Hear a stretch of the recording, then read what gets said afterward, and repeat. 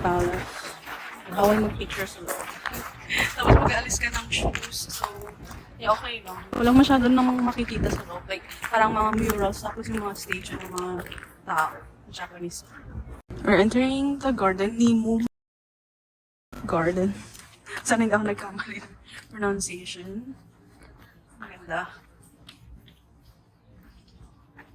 Tapos may mga ganyang bahay. Or, basta hindi ko hindi ko kabisado yung mga terms ng mga bahay-bahay nila. So nice. Tapos may parang pond.